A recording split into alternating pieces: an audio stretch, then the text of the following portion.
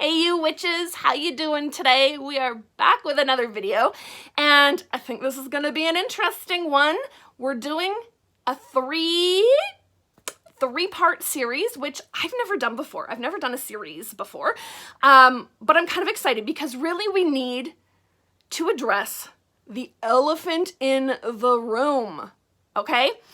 As Tradcrafters, even as any sort of witchcraft practitioner who identifies as non-Wiccan, but especially for Tradcrafters, okay? We must address our sister branch of Wicca, okay? So we're gonna get into some details over the next 3 videos. First, today, we're gonna look at how does Wicca differ from traditional witchcraft. Then we're gonna look at what has Wicca done for the witchcraft movement. And then we need to look at why should we give a damn, right? Why is this important? Why should we care? Okay, so we're gonna go over that in the next 3 videos, but today specifically we are going to look at what is sort of similar and different between Wicca and traditional witchcraft. We're gonna get into sort of some nitty-gritty little details. But before we do that, for those of you who are new around here, my name is Teo. Welcome to the channel where we talk about all things witchcraft, especially traditional witchcraft. That's where my heart lies, but we talk about all sorts of different things. And for those of you who are returning viewers, maybe coming in from another video, welcome back. Thank you so much for the support. It is truly appreciated. And all of you, please consider subscribing. It is a really great way to help us build the channel. So, comparing Wicca to traditional witchcraft. Okay, I have to put this blanket caveat out there. Okay, this is about nuance. This is about subtleties. And often that just doesn't translate well on the internet. Okay, listen, I'm going to go through this list of this is what Wicca does versus this is what Tradcraft does. I am not telling anyone that they are doing anything wrong. If you identify as a Wiccan, and you might do something more similar to the way we're talking about it in Tradcraft, that's okay. If you are a Tradcrafter, but you have some Wiccan element in your, ritual structure, that's okay. Okay? I'm not telling anybody that they're doing it wrong. All I'm talking about is big generalities, okay? These are just big, general, wide-sweeping, here's where we're different, okay? So here's where the structure is similar, but why they're actually different. And I don't want anybody coming in the comments going, well, I'm a Tradcrafter and I do that, so you can't say that, or I'm a Wiccan and da-da-da. Like, that is not at all my intention here to tell anybody that they're doing their practice wrong. We are just looking at the very general category of Wicca, and we know within Wicca there is a whole lot of, again, nuance and subtleties and differences between Wiccan practices. And we're looking at traditional witchcraft as sort of a whole, as a big whole beast, which again, there are lots of lots of nuance and subtleties within those practices. And there is a lot of overlap, which is one of the reasons why we need to give a damn, is because there is actually more overlap than we think that there is. But I don't want to give away the whole 3rd video.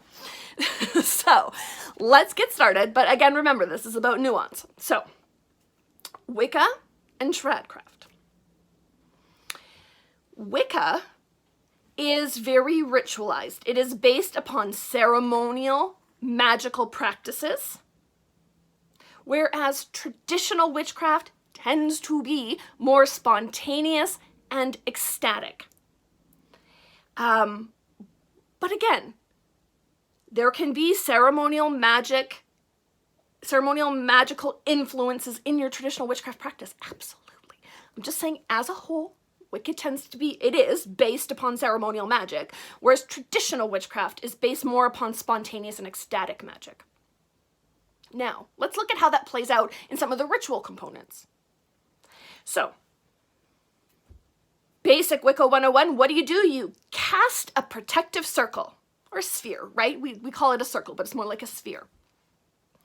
And they cast that protective circle. Whereas, in traditional witchcraft, we will lay a liminal compass, which is about creating a liminal space to access the other world. So one is about protection, The other is about creating access to this liminal space where you've got one foot in the physical world and one foot in the other world.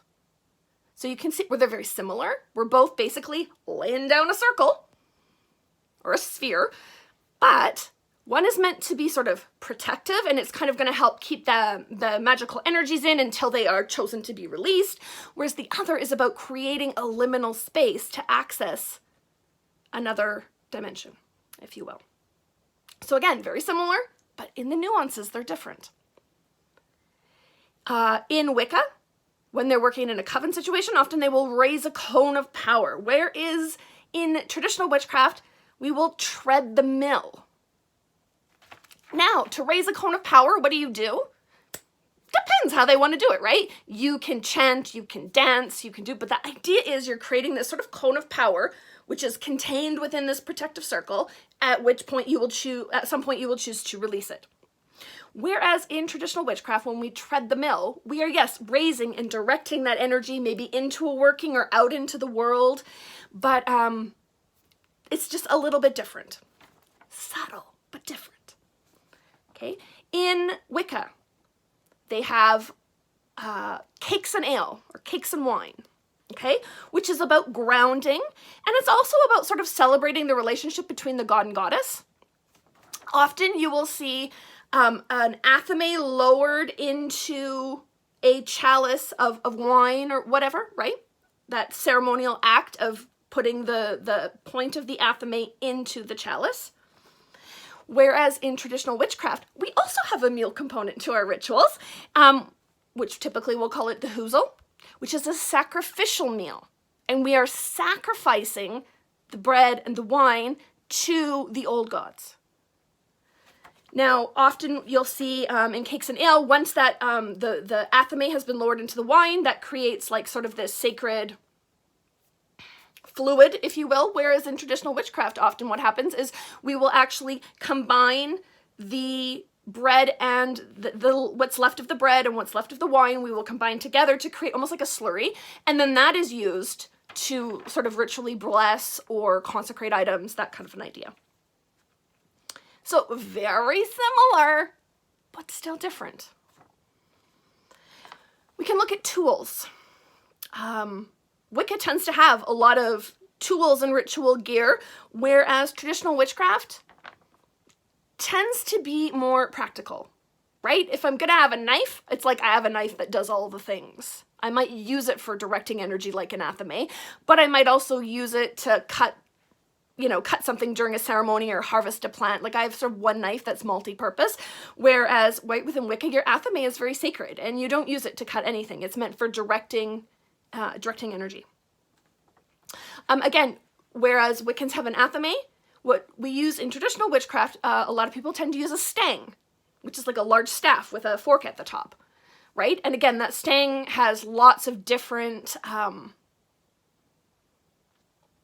meanings and subtle uses. A big one is when you're laying your compass, right? You drag your stang around the outside, directing that energy down the stang and out into the earth, right? Whereas in Wicca, you would use your athame to cut that space out.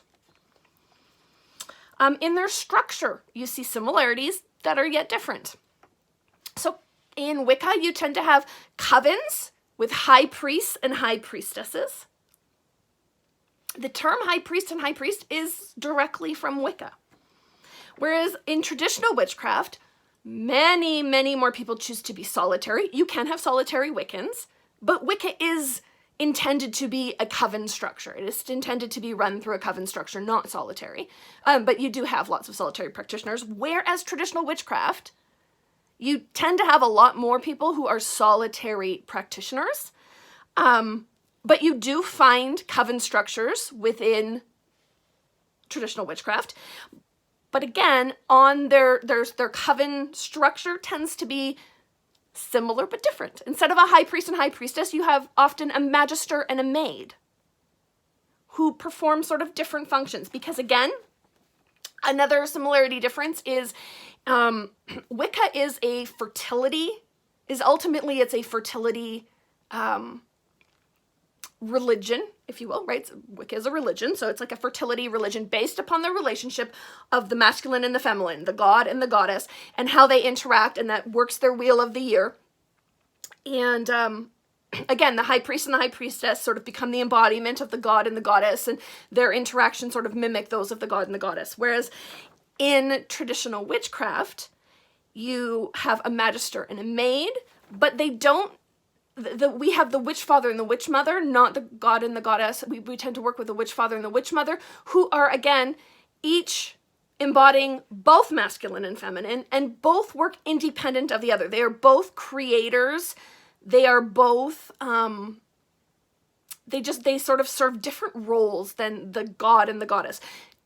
Wicca is a fertility cult, if you will, whereas traditional witchcraft is a mystery cult. So there are little subtle differences. Again, with Wicca, they tend to work with nature very symbolically. They work with nature through metaphor, whereas in traditional witchcraft, we are land-based. We are very directly working with the land, with the genius loci and the land whites. In Wicca, they tend to work with the divine on the physical plane, right? They invoke or evoke, so invoke into themselves or evoke sort of in front of themselves, their deity. And they work with them here on this physical plane. Whereas in traditional witchcraft, when we want to work with deity or spirits, we tend to go to the other world. Again, laying that compass and creating that liminal space in which to access the other world and bring forth the spirits and deity if you so choose. You also, in traditional witchcraft, don't have to work with deity at all. It can be simply a witchcraft practice with no deity component. Spirit component, but not necessarily a deity component. Whereas in Wicca, Wicca is a religion. It is a little bit about worship of the god and goddess. So those are just a few. You can see where they're very similar, right? We both have a sacrificial meal. We both lay some kind of a circle. We both raise power, but how we do it and the nuances of why and are just a little, it's just a little bit different.